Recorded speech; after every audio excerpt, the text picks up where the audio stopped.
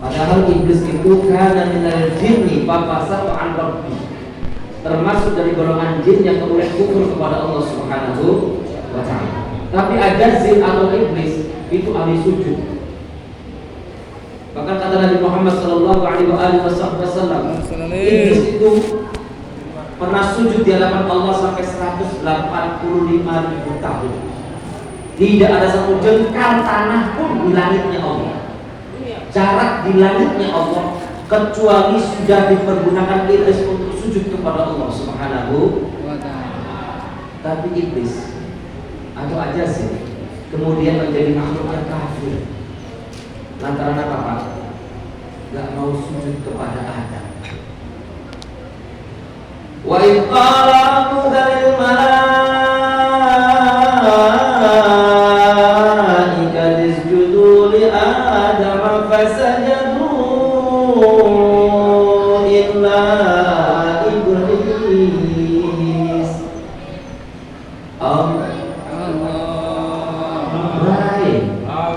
Baik, kalau dengar Quran ucapkan baik. Coba terjemahan. Tadi saya ikut sholat juga Ustaz. Saya pikir masih tarawih. Ternyata bintir. Waduh, gimana tarawih saya? Langsung ikut bintir. Mudah-mudahan nanti dibawa sama Ustaz Quran.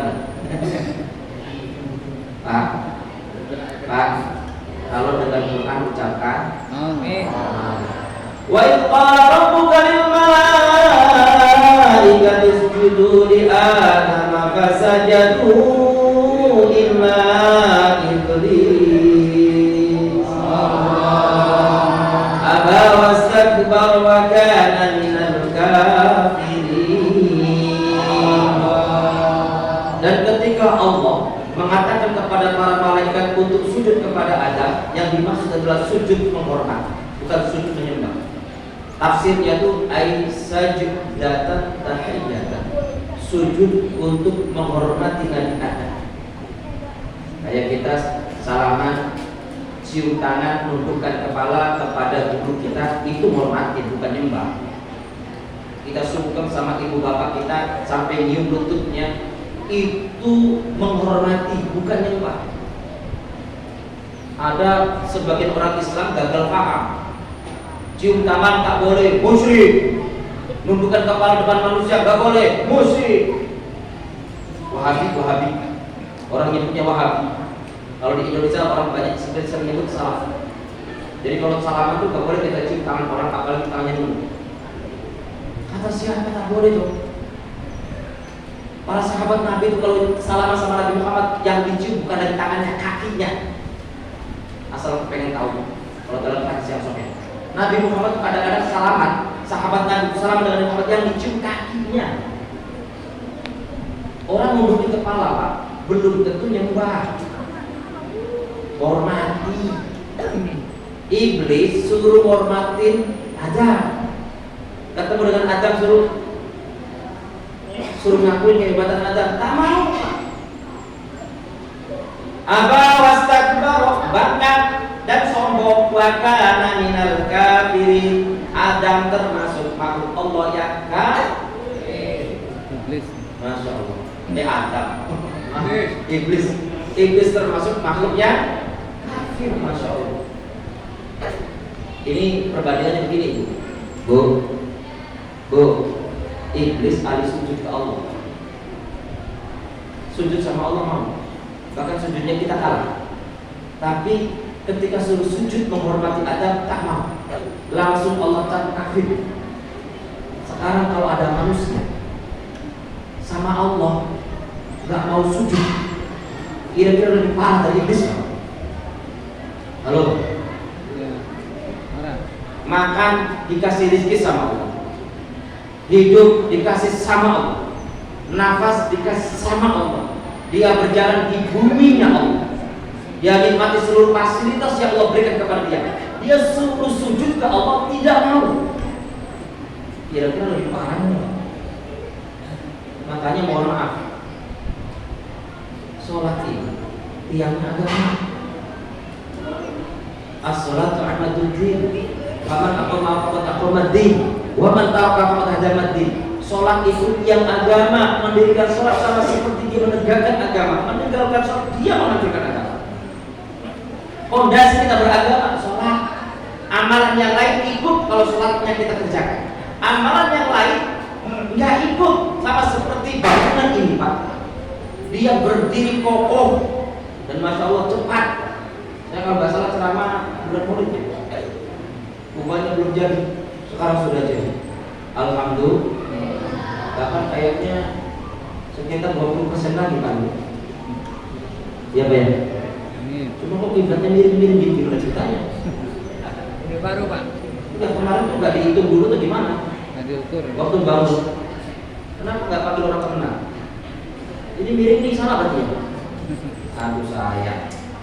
Masjid sudah bagus-bagus miring-miring. Tapi harusnya datangkan dulu orang terkenal suruh ukur. Mana kiblatnya? Rupaannya. Undangnya belakang. Ibu bapak rahmat Allah Subhanahu wa taala. Salat itu menjadi penentu. Amalan lain itu sama halnya bangunan ini yang kokoh karena pondasi. Ketika pondasinya kuat, maka dibangun di atasnya kayak apapun berdiri. Tapi ketika nggak ada pondasinya Pak, hancur bangunan. Sama ketika kita tidak sholat, Anda bersedekah ditolak. Saya puasa tapi nggak sholat ditolak. Saya siap bakti puasa sama orang tua, bahkan hidup saya untuk orang tua saya, baktinya luar biasa, nggak sholat ditolak. Amal yang lain itu runtuh dengan sendirinya, nggak akan berharga dalam pandangan Allah kalau tidak sholat. Makanya sholat itulah hias agama. Maka kita bersyukur, ini masih mukadimah. Maka kita bersyukur pada malam hari ini kita masih bisa sujud dengan Allah kepada Allah Subhanahu Subhanahu.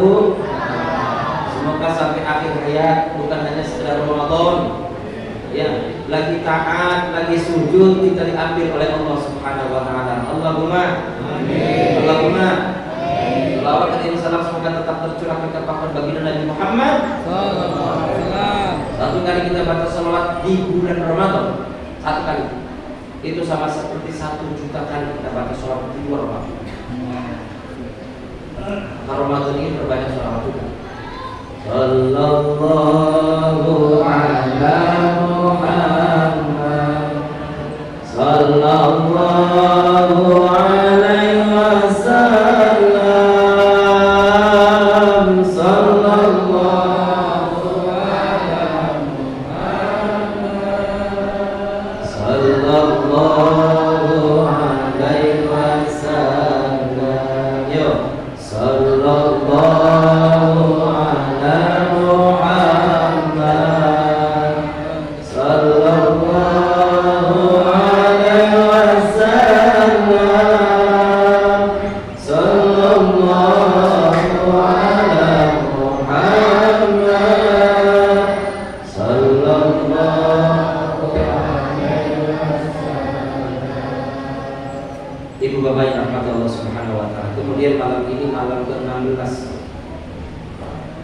kemudian acaranya peringatan nuzulul Quran. Meskipun belum masuk, masih kurang 1 hari lagi, tidak ada bedanya. Karena yang terpenting siapapun hari ini yang ada di masjid ini ikut merasa bahagia, ikut merasa bersuka cita dan bersyukur kepada Allah akan turunnya Al-Quran dari Lauhil Mahfuz turun ke langit bumi. Kemudian sedikit demi sedikit malaikat Jibril ngambil menyampaikan kepada Rasulullah SAW. Jadi Quran itu Pak gelondongannya di Lauhil Mahfuz. Gelondongannya, bentuk aslinya Quran itu di Lauhil Mahfuz. Kemudian diambil oleh malaikat Jibril, dibahasakan oleh malaikat Jibril, kemudian disampaikan kepada Rasulullah, kemudian disampaikan kepada kita, dan inilah yang terjadi Mushaf Al-Quran. Dan kita bahas malam ini. Semoga menjadi pencerahan nanti. Allahumma amin. Allahumma amin. Setiap ibadah yang kita kerjakan di dunia ini, amal baik, ibadah, amal soleh, al-hasanah. Kalau saya bahas satu-satu panjang ceritanya. Yang jelas ibadah yang kita kerjakan satu-satu, ibadah yang kita kerjakan banyak hal di dunia ini Pak, itu pada prinsipnya nanti di akhirat akan membela kita semuanya. Semakin Bapak banyak mengerjakan kebaikan dan amal soleh di dunia ini, semakin banyak pembela nanti di akhirat. Saya nak cerita sedikit. Nanti kita di dunia ini ketika kuburnya sudah, rohnya sudah terpisah dengan jasad, maka kita berpindah ke alam barzakh. Kalau tinggalnya di sini berarti dikubur di mana? Kemiang. Perumahan Kemiang indah. Ukuran rumahnya 2x1. Yang pindah ke sana satu pun gak ada yang balik lagi. Betul? Orang yang mukmin, yang banyak amal solehnya, ketika dikubur itu pasti nangis. Kata Nabi, yuftanuna fil qubur hatta sab'ata ayyam. Nangis gundah gulana di alam kubur sampai seminggu. Maka ada istilah doa 7 harian. Bukan bid'ah, ada hadisnya. Sedang gundah gulana nangis, orangnya soleh, banyak taatnya, gak pernah maksiat, kalau pernah ada maksiat kecil-kecil. Ketika masuk alam kubur nangis minimal seminggu. Dia panggil Daryono, nama suaminya dipanggil karena suaminya udah kawin lagi. Maryam, Sofyan, anaknya dipanggil, imam masjidnya dipanggil, guru-gurunya dipanggil. Pak Ustaz, nangis Pak. Kalau orang soleh seminggu, kalau orang fasik banyak dosa, sedikit pahala, bahkan matinya pun lagi mabuk di comberan, jatuh blok mati di situ. Yuftanuna fil qubur hatta arba'ina yauman. Nangis di alam kuburnya sampai 40 hari. Maka ada istilah 40 harian. Itu riwayat Imam Tobus, sabda Nabi Muhammad sallallahu alaihi wasallam. Hebatnya orang soleh ini, Pak. Ketika udah nangis, capek nangis, tiba-tiba datang. Assalamualaikum. Rupawan Bu, bukan manusia, bukan jin, tapi rupawan penuh dengan cahaya. Assalamualaikum. Waalaikumsalam. Kamu siapa? Ibu jangan. Sering kita sebut malaikatul muqarrab. Malaikat yang mendekat dengan kita karena amalan-amalan yang kita kerjakan. Amal kebaikan yang kita kerjakan, ibu bapak, nanti penjaganya itu para malaikat datang. Ibu takut ya Bu? Iya. Ini kok tanah semua. Ibu jangan takut. Kamu siapa? Saya surat Yasin ibu yang ibu biasa baca.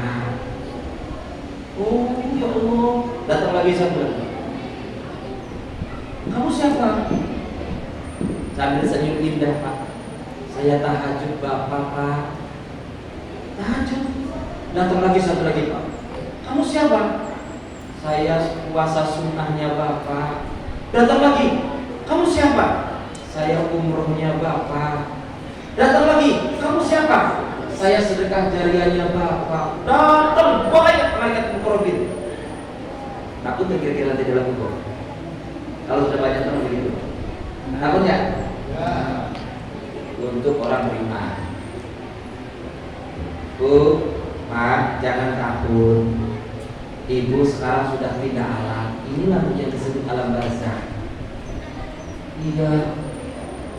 Ini Bu, ada oleh-oleh dari surga. Dikasih buah, suruh makan.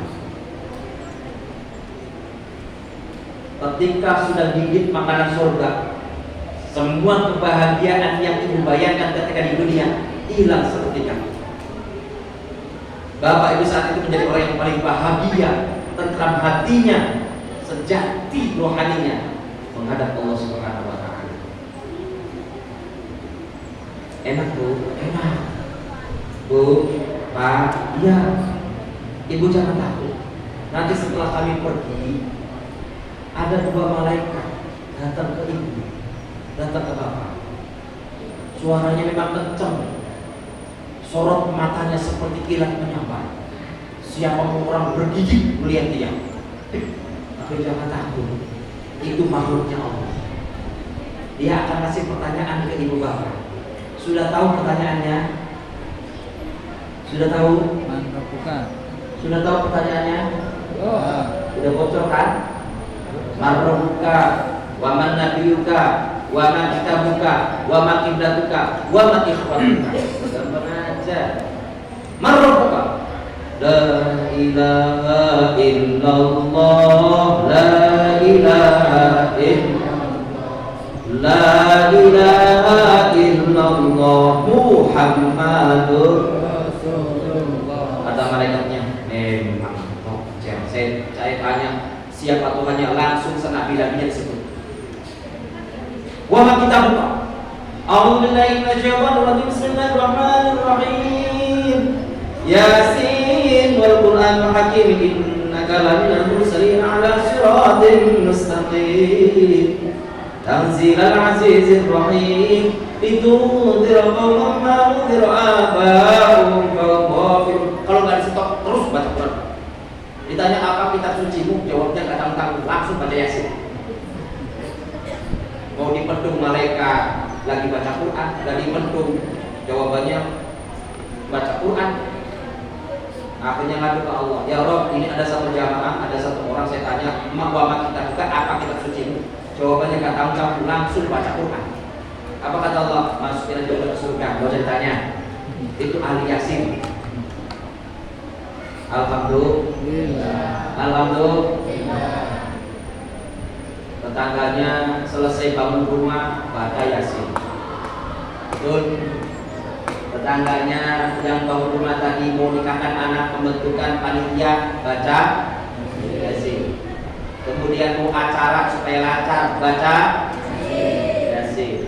Kemudian syukuran setelah selesai nikah, baca Yasin.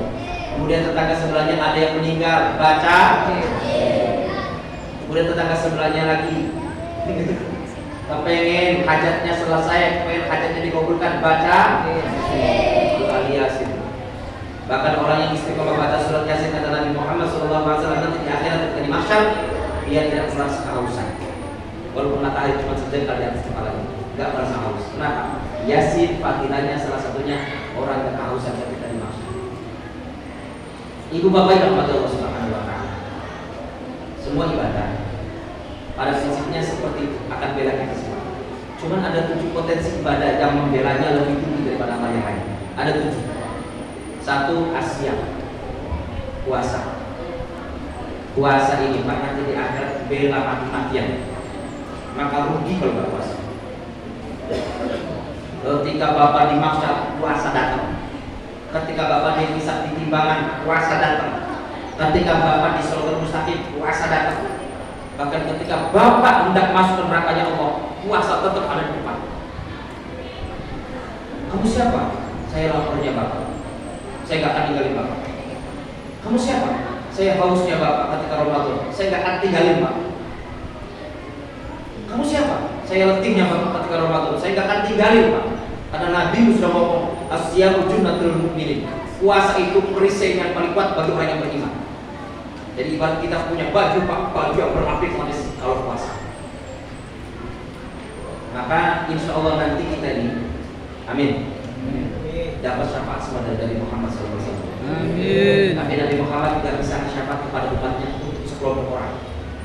Syafaat Nabi Muhammad tertahan, tidak bisa nolong. Ada kelompok umatnya yang Nabi tidak bisa tolong. Padahal semua syafaat Nabi untuk umatnya. Siapa Ustaz yang bisa tolong? Umat Nabi Muhammad yang ketika Ramadan belum berubah. Ramadan masuk belum sholat. Ramadan masuk belum puasa. Ramadan masuk masih mabuk. Ramadan masuk masih zina. Ramadan masuk masih judi. Judinya zaman sekarang modern Pak, skater Pak. Halo. Tahu skater? Nggak tahu. Anak-anak tahu tuh. Banyak tuh jamaah saya tuh Pak yang sudah jual rumah, ada yang sudah berhutang sampai 800 juta, ada yang gaji 1 bulan 8 juta habis satu malam. Kalau kita belum berubah di bulan Ramadan Pak, masih seperti itu. Bahkan Nabi Muhammad dicegah oleh Allah, jangan tolong. Mungkin ada saudara-saudara kita yang masih begitu. Semoga mereka dikasih hidayah oleh Allah. Amin. Mungkin ada tetangga-tetangga kita yang masih seperti itu. Semoga Allah kasih hidayah. Amin. Mungkin masih ada sanak kerabat, teman-teman kita, sahabat kita yang masih seperti itu. Semoga Allah kasih hidayah. Amin ya Rabbal. Yang kedua, wa qiraatul Quran. Baca Quran. Quran ini dinyatakan ibu bapak semua. Iqra'ul Quran fa innahu ya'ti yaumil qiyamati syafi'an li ashabi. Bacalah Al-Quran karena Al-Quran nanti di akhir akan menolong kamu.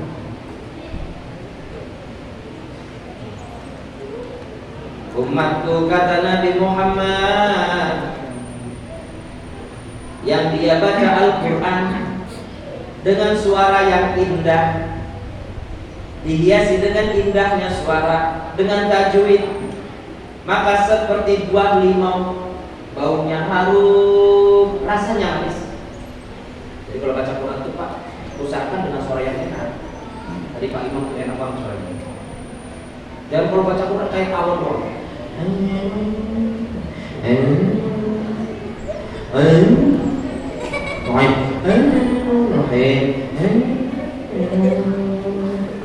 Suaranya nggak ada beda dengan wangi. Tapi giliran nyanyi, enak-enakin. Sepuntung mawar merah. Kalau udah nyanyi di mobil nyanyi dengan suara yang enak. Duduk di emperan rumah sambil nyanyi pakai suara enak. Di kamar mandi sambil mandi, nah enak suaranya, tapi asal ngaji.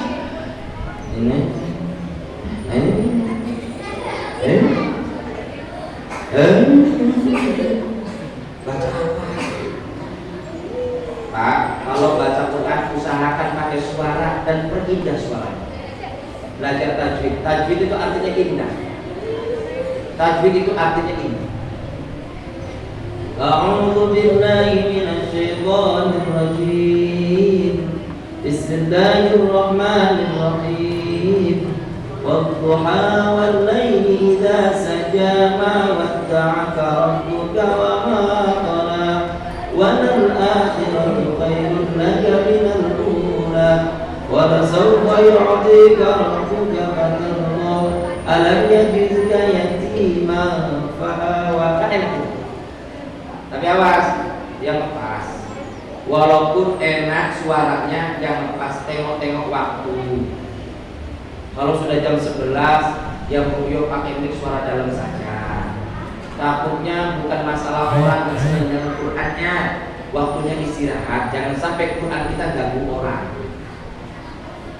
Jangan sampai kemudian 2:30 karena kepengen disuruh. Tadi dengar ceramah kalau baca Quran suruh pakai suara yang indah. 2:30 pagi baca Quran. Bismillahirrahmanirrahim. Wadduha wal laili idza saja. Tetangga sampai 7 rumah kedengeran Pak. Ini gendeng orang katanya Mas.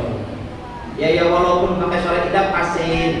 Kalau malam-malam dia pakai suara Bismillahirrahmanirrahim. Tabarakalladzi biyadihi mulku ala kulli syai'in qadir. Aduh Pak Ustaz, kalau saya itu biasa ngaji itu gak pakai suara Pak Ustaz. Karena kalau pakai suara capek. Jadi kalau saya ngaji cuma pakai handphone tuh Pak. Nunggu waktu sholat kan. Umatku yang dia baca Quran tidak dengan suara indah, bahkan tidak ada suaranya, tapi lidahnya, bibirnya masih bergerak-gerak dengan pergerakan ayat Quran seperti buah kurma, walaupun tidak ada baunya tetap manis. Gak apa-apa sebenarnya, berpahalanya di situ. Umatku yang tidak mau baca Quran karena tidak bisa baca Quran, tapi tidak mau belajar Quran. Akhirnya nggak pernah baca Quran, bahkan nggak seneng kalau ada orang baca Quran. Sampai kadang-kadang tadarus Quran diatur-atur. Jam sekian harus mati, jam sekian harus kecilin suara. Kita mah orang Islam nurut aja Pak, nurut. Mana ada orang bisa melawan pemerintah. Cuma kadang-kadang kita mikir, kita yang 1 bulan pengen baca Quran sedemikian rupa aturannya harus taati. Tapi puja serak sepanjang tahun, nyanyi-nyanyi sampai jam 2:30 non-stop, nggak pernah diatur. Ini macam apa ini?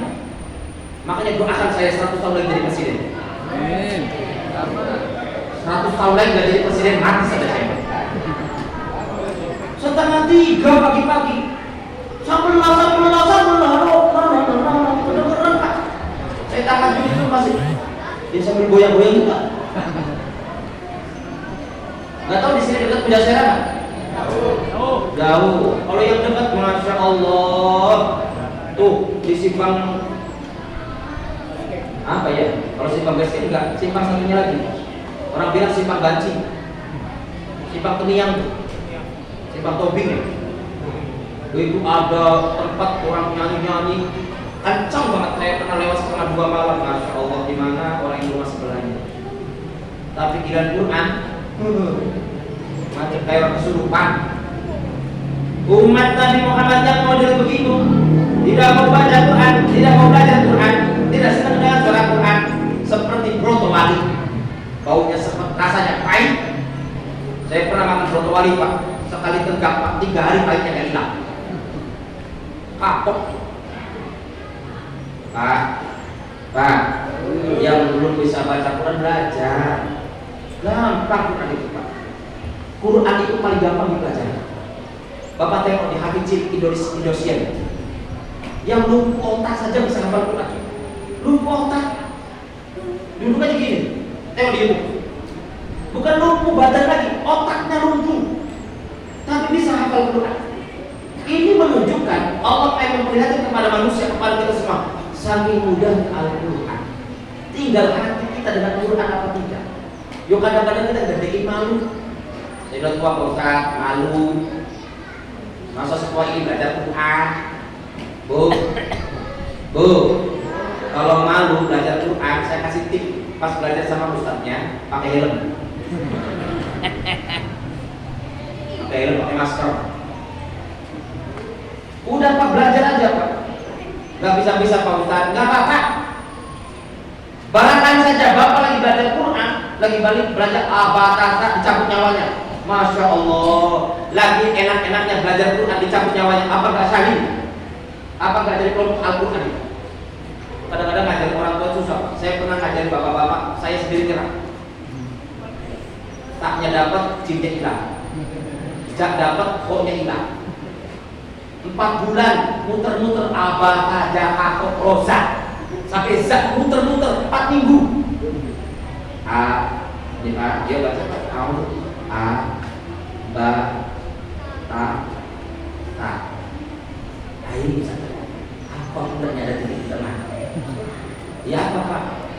Waktu jalan saya ingat Ustaz. Nama udah tua. Ya Pak. Apa ya? Jaga. Oh iya, ha. Ini ha au. Ini titiknya pindah ke atas kan Ustaz? Bilang aja lupa. Oh iya, ho. Za, bukan za Pak. Za-nya ada titiknya. Apa? Ro, oh iya. Ro. Za. Ulangi lagi Pak. A, ba, aduh, apa yang titik boleh? Nah, pokoknya muter-muter. Akhirnya setelah 4 minggu, Pak, bukan saya gak mau ngajarin. Ini ada ustaz teman saya, Bapak hubungin beliau, jadwal saya banyak Pak. Bapak belajar sama beliau. Ini ustaz sudah 7 ustaz menyerah. Ternyata saya ke 8. Sudah 7 ustaz yang bilang, enggak apa-apa, belajar aja terus, jangan malu. Kenapa? Al-Quran nanti nolong kita di akhirat. Dan malam ini kita duduk bersama dalam rangka menghormati, memuliakan, bersukacita atas turunnya Al-Quran. Moga-moga kita nanti jadi ahli Quran. Amin ya Rabbal. Ibu bapak rahmat Allah Subhanahu wa taala, pertolongan terbesar dari amal kita yang paling besar nanti di akhirat Quran. Bahkan kalau ada anak ibu, anak bapak hafal Quran 30 juz, 7 keturunan atas bawah dijamin masuk surga. Bapak punya anak 5, satu hafal Quran. Nanti di akhirat orang tuanya itu dijejerkan dengan para nabi. Memakai pakaian-pakaian yang indah, mahkota yang mahkota indah. Sehingga kita saat itu menyangka, nabi mana ini? Ternyata lantaran anaknya hafal Quran. Orang yang hafal Quran, jasadnya nggak akan hancur, terkubur dengan tanah walaupun sudah ribuan tahun. Kalau saya sering nyaksikan, kubur dibongkar, kalau hafal Quran masih utuh. Jangankan daging kulitnya, kain kafannya pun masih utuh. Pernah jumpa Ustaz? Belum. YouTube. Alhamdulillah kalau saya sering. 2-3 pengamal itu biasanya badannya gak hancur. Satu hafal Quran, kedua orang yang istiqomah baca tabarok sebelum tidur. Tabarakalladzii biyadihil mulku wa 'ala kulli syai'in qadir, sebelum tidur istiqomah. Sama yang satunya ahli sholawat. 3 orang ini, 3 model manusia kalau mengamalkan salah satunya, tubuhnya gak akan hancur walaupun berkalan dengan tanah sudah ribuan tahun. Bahkan kalau ibu bapak anaknya ada yang hafal Quran, di akhirat ibu bapak dijamin masuk surga. Allahumma Allahumma. Makanya kecil-kecil ini nanti kalau udah selesai haji TPQ masuk ke SMP Darussalam Ustaz Burhan. Karena di sana ada plusnya hafal Quran. Bener Ustaz ya? Bener ya? Ada hafal Quran di Darussalam. Juz 30. Juz 30. Sama tambah berapa juz lagi? Juz komat, juz komat. Ya. Masukkan anak-anak kita di SMP tahfidz Quran. Sambil ngapalin Quran sambil sekolah sambil ngapalin Quran. Banyak kok sekarang sudah rumah-rumah tahfidz SMP plus itu. Plus ngapalin Quran sudah banyak. Moga-moga anak-anaknya di sini semuanya hafal Quran. Allahumma. Allahumma. Walaupun ada nubuah ini, Bapak rahmat Allah Subhanahu wa taala, ada nubuah. Ada pandangan dari Nabi Muhammad, bukan ramalan. Jadi Nabi Muhammad itu dikasih mukjizat yang salah satu mukjizatnya itu bisa melihat masa depan. Kalau bahasa nabinya sering disebut nubuah, bukan ramalan. Kalau ramalan masih meraba-raba. Kalau nubuah, Nabi diperlihatkan dengan jelas. Apa kata